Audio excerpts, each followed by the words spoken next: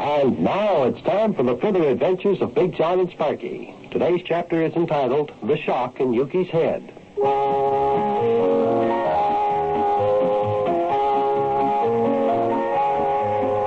Poor Yuki Butcher, he was a hero, but he lost his memory. He saved a lady in a fire at the Cheviot Hills Hotel, and then he fell down when he learned that he had been quite a hero. And he bumped his head and he lost his memory. We tried some amateur psychology on him, trying to shock him into getting his memory back yesterday, but it didn't work. Today, Mayor Plumfront and Sparkie and I are just coming into the living room of our home in Cincinnati. Wasn't that something yesterday, the way Yuki watched that perfectly good 1913 Model T automobile get wrecked by that truck? And he didn't even bat an eye. He didn't even care. Yeah, I sure thought if anything would shock old Ute back to his senses, a sight like that would. Yeah, I did too, Mayor, but it didn't even faze him. And that old Model T that Waldo Rubberby was driving looked exactly like Yuki's taxi cab. In fact, for a while, I thought it really was Yuki's cab. No. As you know now, it was a 1913 Model T that old Waldo owned and donated to the cause. He said he was willing to sacrifice his Model T if it would help bring Yuki's memory back, but it didn't, so that's another good idea down the drain. Yep, down the drain. Well, don't feel badly about it, Mayor. After all, you at least tried to help Yuki.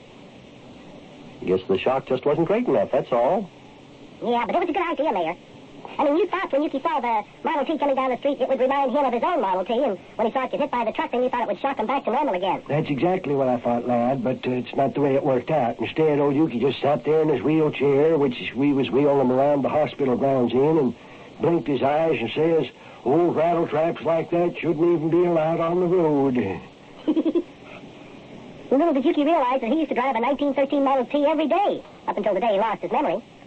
Well, come on, boys, cheer up. I'm sure one of these days he'll get his memory back just as suddenly as he lost it. Oh, I hope so, Buster. I do hope so. Sure he will. Now, cheer up. Come on, sit down here by the coffee table and dig into some of these soft drinks and snacks I've put out here for you. Just make yourselves comfortable and enjoy a little snack. Yeah, good. Oh, me. Sure is nice and cool here in your living room, Buster. Yeah, ever since we got that window fan, the downstairs here keeps pretty cool. You see, I have it turned so that the fan draws all the hot air out of the house. Yeah, there's usually a lot of hot air in this house, too. Meaning no offense there, Buster. I didn't mean anything Well, the particular. way that window fan gets all the hot air out of here, Mayor. Yeah. You know, we got another one upstairs, our back bedroom window, too. Yeah, and on a hot day like this, it's cooler sitting right here in the living room than it is outside the backyard. Makes you kind of sleepy, though. Yeah. Boy, it sure is hot. Well, as you know, Cincinnati is noted for its hot summers. I'd venture to say it gets just about as hot here as it does anywhere in the United States. Well, the temperature might get higher in other places, but it doesn't feel as warm as it does here. Well, that's on account of like they always say, you know, it's not the heat, it's the humidity. Boy, we certainly got humidity in Cincinnati. Have what? Humidity. You mean humidity? That's what I said. Humidity. Hey, you guys, let's do something. Do something? What do you mean, let's do something? Well, something for excitement. I mean, boy, it's dead around here. Nothing happening. Oh, lad, don't talk about doing things. My goodness, no, Sparkie. It's too hot for things to be happening. Well, let's not just sit here doing nothing but looking at one another. Let's get some action. Let's get something going on. Well, we're not just sitting here looking at one another. We're sitting here drinking our soft drinks. We're eating our potato chips. Boy, you call this pastime? Oh, lad, you're a lot younger than Big John and me. Hey, when you get to be as old as me, or even Big John for that matter, you'll find that you just don't feel too much like moving around on hot days like this. Oh, Mayor, time drags on so slow when you just sit around like this doing nothing. Well, who wants it to move fast? Don't you even want to play a little Parcheesi, maybe? Oh, guess we could play some Parcheesi. What do you say, Buster? Well, if he wants to play Parcheesi for pastime, I guess it's okay. At least you can sit and not move around. It's not like playing baseball We'll or play something. Parcheesi then, huh? Yeah, it's all right with me. We'll play Parcheesi. Mayor? No, I don't know. What do you mean you don't know? Well, it's not going to be any fun.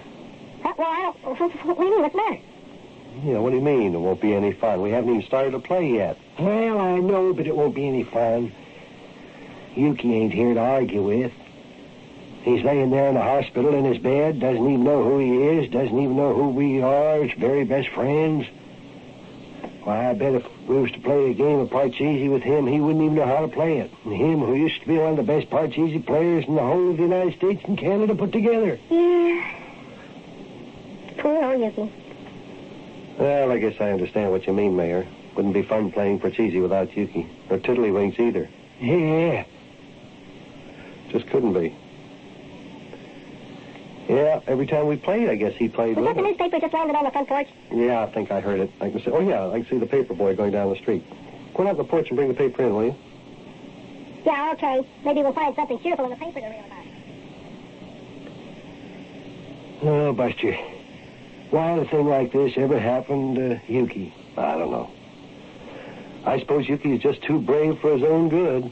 Yeah, I guess that's what it is. Either that or he's just a great big fool. I don't know which. Well, cheer up, Mayor. For goodness sakes. Could be worse. I mean, Yuki's still alive. I'll bet any day now he'll get his memory back and... Well, I hope you're right, Buster. I hope so. Sure. Newspaper, Big John. There doesn't seem to be very much in the paper today about anything, usual headlines, though. Well, let me take a look at it. At least we can get our minds off Yuki. Say, what's that there article there in the second column about there? One that says, the headline there says, identity of woman rescued in fire established. Is that about the lady that Yuki rescued? Let's see. Could be. Never did tell who she was. Well, read it. What does it say? In an exclusive interview at the hospital today, this newspaper learned that the woman rescued in the Cheviot Hills Hotel fire by Yuki Butcher. Yeah, that's it. It's her, all right. What's it say about her? Who is she? Well, let's see. The woman rescued in the Cheviot Hills Hotel fire by Yuki Butcher was Mrs. Abercrombie B. Saxfull, wealthy widow of the late Abercrombie B. Saxfull, who was president of the 25th National Bank.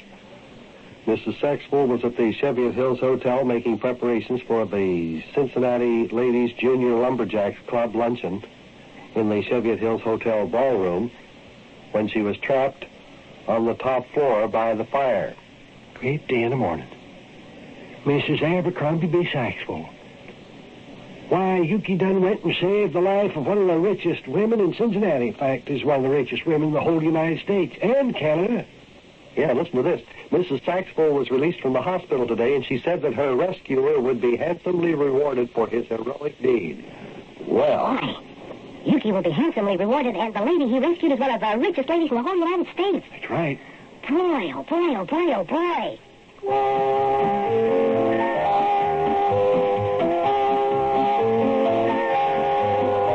Now, kids, this is an unexpected turn of events. Just think, that lady is a rich lady. None other than Mrs. Abercrombie B. Saxfull. She's one of the richest ladies in the United States of America. I wonder what kind of reward Yuki will get. Maybe he'll get a brand new automobile to use as a taxi cab. Maybe a whole taxi cab company. Or maybe a motorboat, or maybe even a big yacht to sail around the ocean. Maybe $1 million. Boy, there's no telling what Yuki will get for a reward. And here all the time we were sitting here feeling sorry for Yuki. Oh, boy, oh, boy.